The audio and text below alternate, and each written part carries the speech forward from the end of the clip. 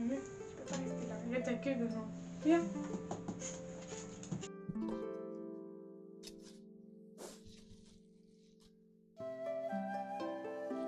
Tu veux que je m'occupe de toi en fait.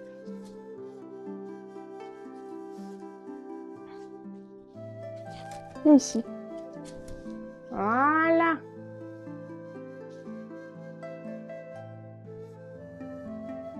Attends, je te fais un peu de plus. Mais lâche plus. Ça doit être là. Tu peux te mettre là.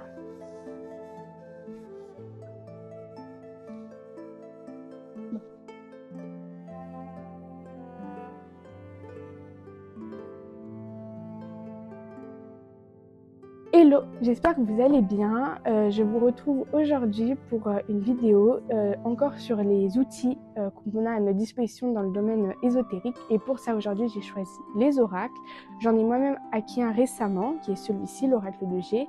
Et je vous ai attendu pour m'en servir et je voulais avant revenir sur un petit peu l'histoire des oracles. Ce sont des cartes de divination et de guidance.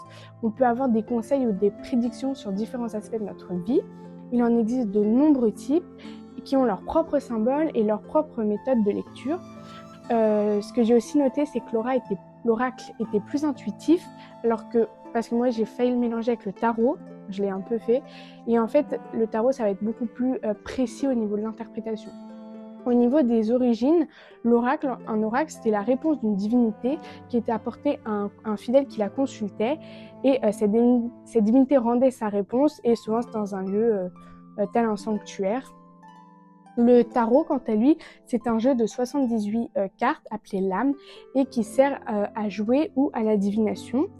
On a eu des traces en Italie à la Renaissance, chez l'élite italienne. Et en fait, c'était un jeu qui est devenu plus spirituel pour prédire l'avenir dans les années 1970. Il est aujourd'hui souvent associé à la cartomancie. Donc c'est un art de deviner au moyen de cartes à jouer d'un jeu de piquet ou d'un jeu de tarot. C'est souvent considéré comme originaire d'Asie d'Est, mais comme on a pu en parler précédemment, en fait, les chercheurs penchent plutôt aujourd'hui pour que ça ait émergé en Italie. D'après les écrits d'Hélène Farley dans A Cultural History of Tarot, en fait, les cartes ont respecté, surtout au niveau de ce à quoi elles ressemblent, au niveau des dessins, que ça évoluait selon les courants culturels de l'époque.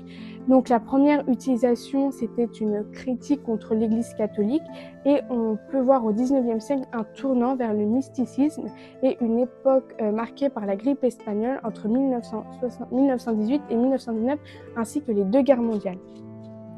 Le tarot, c'est une invention européenne, alors que les jeux de cartes ont été conçus en Chine et se sont ensuite répandus dans le monde arabe et islamique. Et c'est arrivé en Italie dans les années 1300 et ça a rapidement été populaire dans toutes les classes sociales d'Europe. Les premiers jeux de cartes européennes avaient des figures humaines qui se rapprochaient des professions courantes de cette époque, telles poissonniers, ecclésiastiques, et aussi des rois, des chevaliers, des reines, un peu comme ce qu'on peut connaître aujourd'hui dans les jeux de la bataille finalement. À partir de 1370, on voit plus de défiance contre l'Église en Europe, et contre cette Église a aussi beaucoup plus d'a priori sur ces jeux de cartes qui sont associés à des jeux de hasard, et qu'il y a eu plusieurs tentatives d'interdiction. Donc on peut retrouver des archives municipales de tentatives d'interdiction à Florence, mais aussi à Paris en 1379, à Barcelone et à Valence en 1380. L'interdiction a été difficile. Donc l'interdiction a été difficile puisque en privé, c'était très populaire chez l'aristocratie qui faisait peindre ses cartes à la main et les conservait dans des boîtes qui étaient également décorées. Hélène Farley pense qu'elle a écrit que la Renaissance se caractérisait par, je cite, la jouissance des plaisirs quotidiens et un sens courant de l'expression de soi. Les dessins étaient en adéquation avec la société de l'époque, et donc le faste de la richesse de l'Église et des souffrances des guerres en Europe. Le jeu de Visconti Sforza était plus sur la corruption au sein de l'Église et la proximité d'une mort soudaine et violente. Donc on a des images sur le jeu, par exemple d'un squelette tenant des arcs et des flèches. À la fin du XVIIIe siècle en France, il y a un changement plutôt par rapport au rationalisme des Lumières qui en fait fait gagner en popularité l'ésotérisme. Les campagnes napoléoniennes en Égypte à la fin des années 1700 a alimenté cet ésotérisme et une fascination pour tout ce qui avait trait à l'Égypte. Au niveau de la dimension spirituelle, Antoine Court de Géblin avait une passion pour le passé de l'Égypte et selon lui, le tarot serait né d'une ancienne prêtrise égyptienne en utilisant le livre de Thoth qui était obligé de cacher les secrets dans un jeu pour assurer sa survie. En Europe et au nord de l'Amérique, il y a eu un intérêt après la Première Guerre mondiale pour en fait pouvoir rencontrer des proches qui étaient perdus et c'est ensuite devenu un outil de divination et c'est à ce moment-là que le tarot a pu regagner en popularité. Dans les années 70, on assiste au mouvement New Age moi j'ai fait des recherches sur le Larousse qui disait que c'était un courant de religiosité diffus et multiforme qui était né aux États-Unis vers les années 1970 et qui annonce l'entrée dans un âge nouveau de l'humanité, qui est l'ère du Verseau. Et en fait, il y a beaucoup plus d'inspiration de l'ésotérisme et de la théosophie, de croyances extraordinaires propres à d'autres groupes religieux contemporains. Et en fait, c'est une force de paix dans la tension de guerre froide et les changements des reflets d'époque. Donc ça, c'était pour le tarot qui, au niveau de la paix. Aujourd'hui, on se retourne à nouveau vers le tarot pour un besoin de spiritualité et de développement personnel. Maintenant, je vais vous parler plus précisément de l'oracle de G, qui est en fait une édition de 1991 de Gérard Barbier. C'est un jeu divinatoire avec un graphisme plutôt élaboré. Et d'après Gérard Barbier, c'est un médiateur entre l'invisible et nous pour évaluer une situation actuelle, visualiser notre avenir proche et canaliser nos énergies et diriger nos efforts vers une vie meilleure. Ce jeu d'oracle est composé de 61 lames avec une notice explicative et on peut l'utiliser pour soi ou pour ses proches. Il n'y a pas de règles mais quelques conseils. Mais en fait, le mieux, c'est d'utiliser aussi son intuition, comme on le dit souvent. Ça va permettre de capter les fluides énergétiques et donc on ne peut pas le prêter parce qu'en fait, dessus, il y a notre énergie. Donc ça fausserait nous quand on va s'en servir et ce ne sera pas fiable pour la personne qui voudra l'utiliser.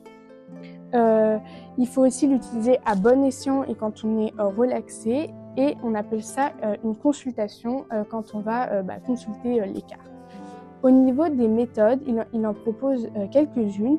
Il y a la méthode des 7 cartes et en général les méthodes elles fonctionnent toutes pareilles au départ. On mélange, on demande au consultant de couper le jeu et les 2 cartes de la coupe vont déterminer la consultation.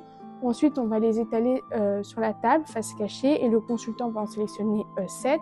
Il va les placer de gauche à droite sur la même ligne.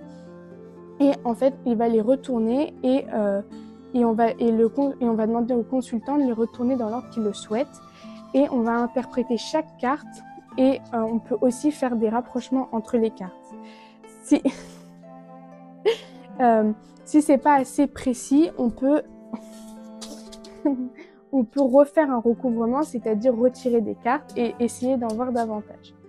On peut utiliser aussi la méthode du prénom. Donc à nouveau, on va mélanger, on va couper le jeu, on va étaler et le consultant va tirer autant de cartes qu'il a de lettres dans son prénom.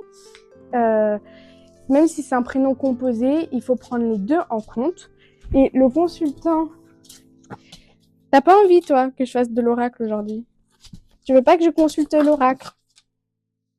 T'es joueuse, hein, aujourd'hui.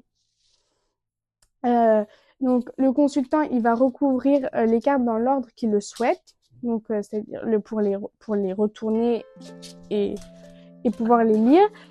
S'il y a 7 lettres, s'il y a moins de 7 lettres, c'est un recouvrement en 2 fois.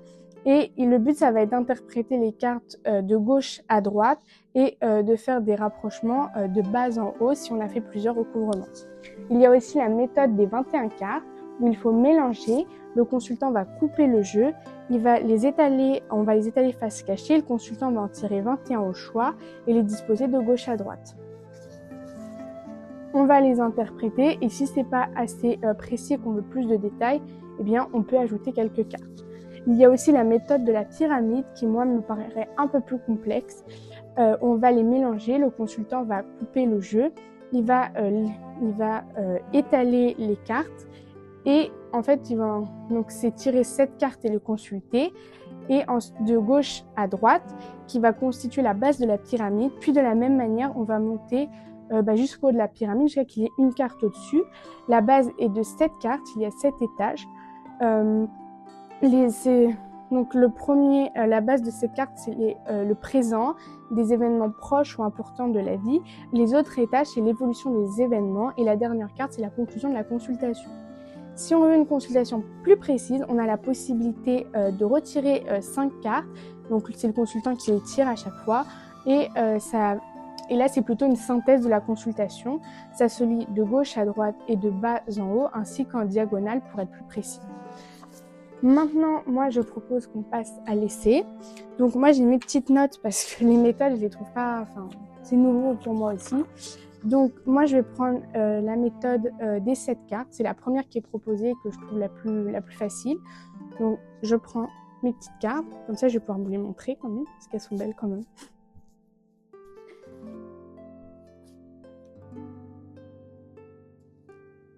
Moi, j'ai pas encore regardé leur signification. Je sais pas si vous allez les voir.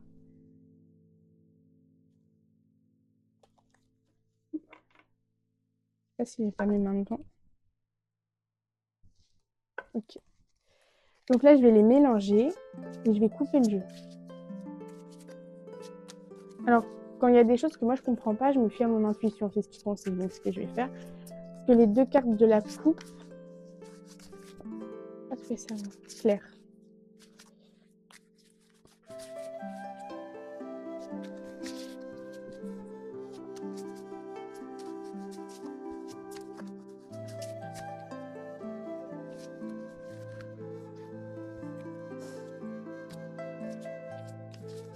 Voilà, je pense que c'est assez mélangé. Donc là, je vais couper et je pense que les deux cartes, ça sera celle-ci, d'accord?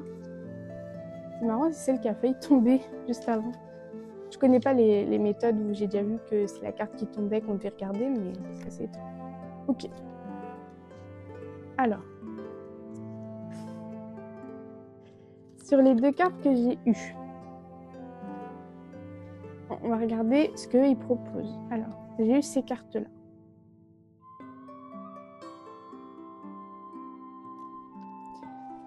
Alors,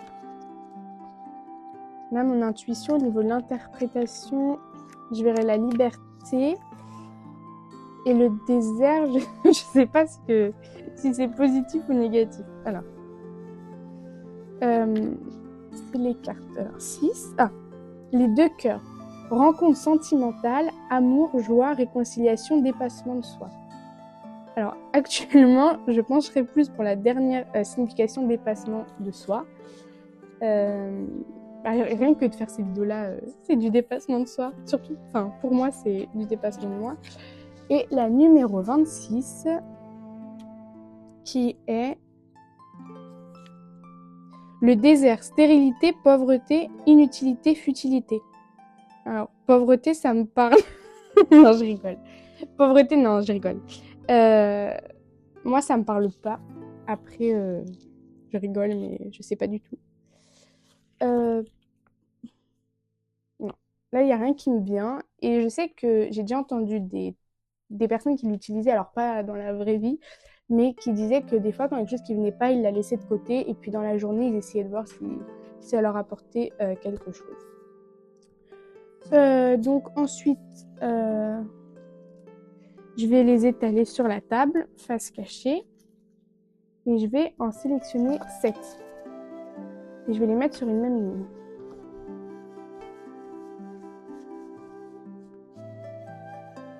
Un, 2, 3. Il faut les mettre dans leur côté.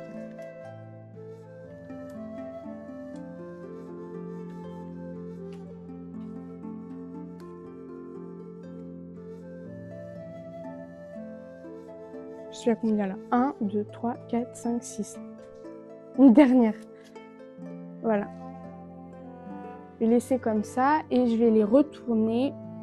Donc c'est ça, de gauche à droite. Je les ai bien mis. Et je les retourne et dans l'ordre que je souhaite. Alors celle-là déjà.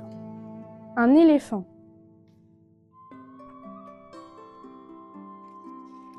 L'éléphant, qu'est-ce qu'il nous dit l'éléphant? Je trouve que c'est difficile de l'interpréter par l'intuition. Moi, je préfère me référer au petit document. C'est le numéro 38.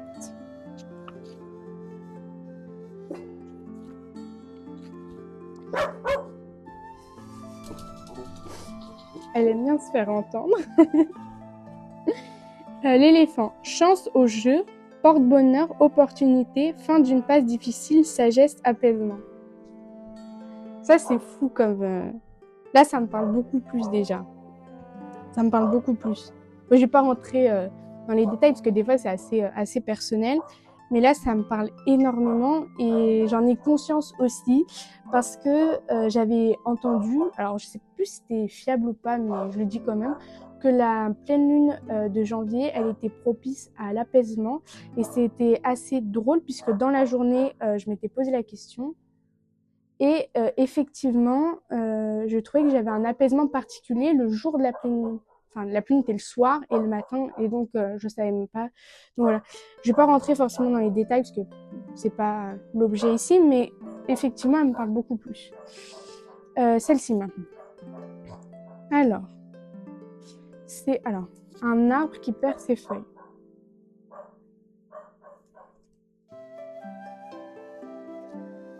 Alors, la 55.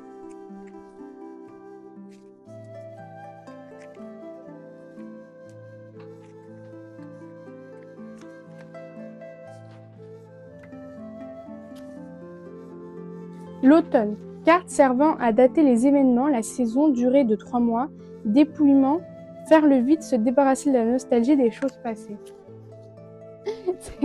Là, je fais un lien tout de suite avec la première. Celle-ci. Ah, là, c'est un arbre qui a ses feuilles, c'est déjà mieux. Moi, j'ai pas forcément interprété, mais je vois plutôt du positif ou du négatif dans les cartes.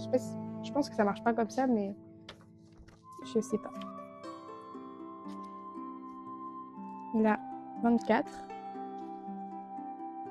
L'été, carte servant à dater les événements, la saison, durée de 3 mois, rencontres et expériences enrichissantes.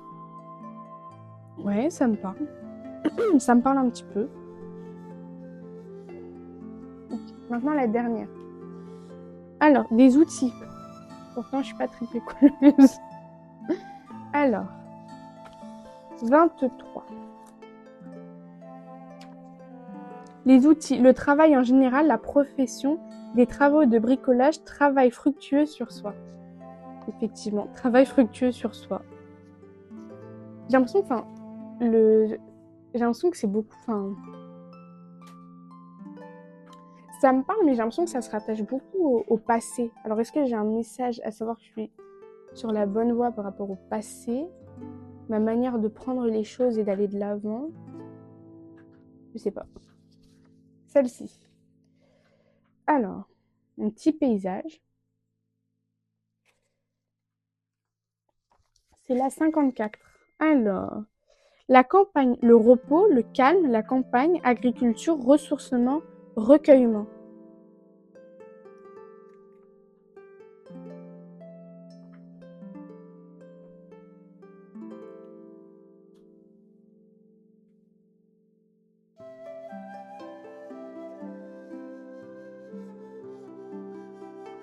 Oui, c'est ça en fait, à chaque fois. Alors, c'est peut-être moi qui fais les liens comme ça.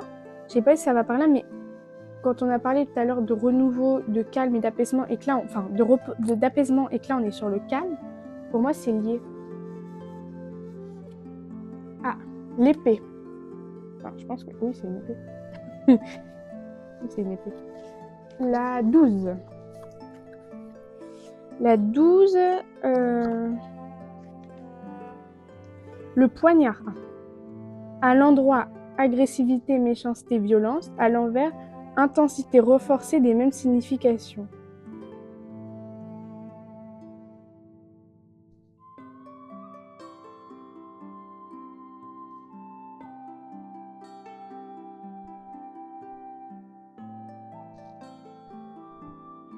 Si c'est par rapport à moi, je vois pas.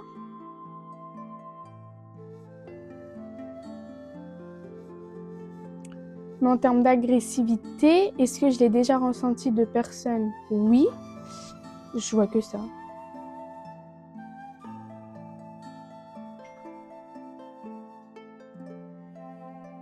Ouais, je vois que ça. La dernière. Alors, une silhouette de femme. La 47.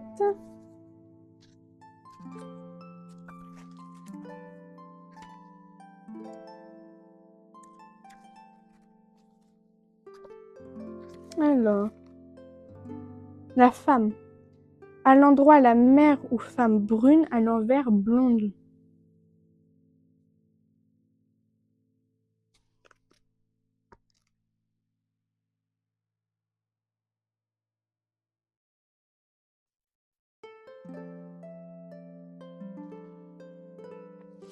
La seule chose que je fais le lien, la mère, je sais pas, à moins, enfin, on m'a déjà dit que la manière dont j'exprimais ma bienveillance, on m'a déjà dit en rigolant que je faisais un peu maman.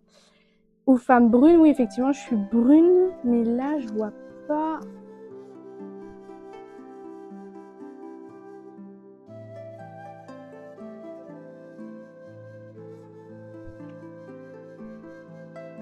Je vois pas de lien.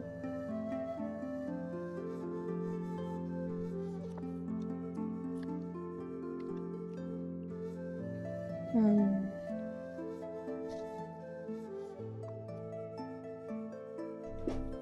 euh,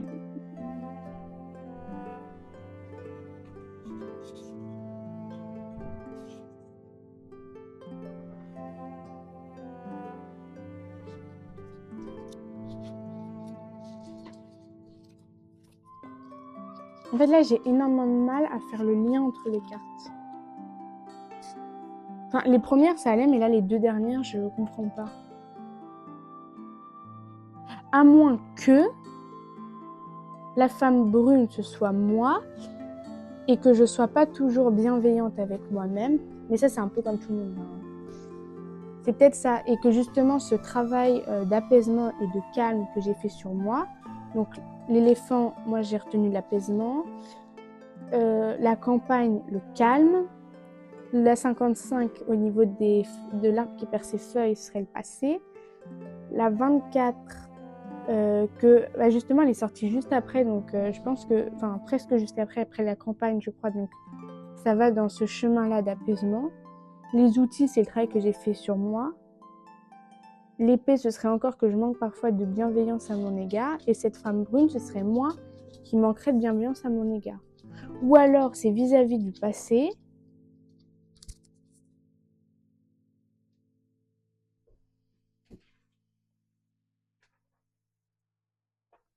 Ouais. Moi, je pense que je vais y réfléchir et je vais essayer de davantage comprendre parce qu'il y a peut-être quelque chose. Ouais. Bon, pour finir, qu'est-ce que je pense des oracles? Alors, pour être franche, je pensais que c'était un outil qui était utilisé depuis beaucoup plus longtemps que ce qu'on a vu à partir de la Renaissance. Est-ce que pour moi, c'est un outil que j'aime utiliser?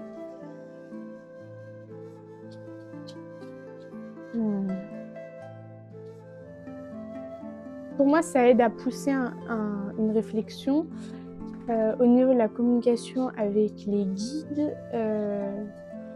Pourquoi pas? Après, là, pour l'instant, je suis pas tout à fait convaincue, mais je pense que c'est aussi un manque d'entraînement. Voilà, d'être plus fluide aussi dans ce que je vais faire. Voilà, je pense que ça demande aussi réflexion. J'espère que vous en savez un peu plus comme moi sur les oracles, le tarot, d'où ça vient. Peut-être que vous aurez envie d'essayer aussi, pourquoi pas. Moi, j'aime bien expérimenter, ça permet de savoir. Et puis, je vous dis à la prochaine. Salut!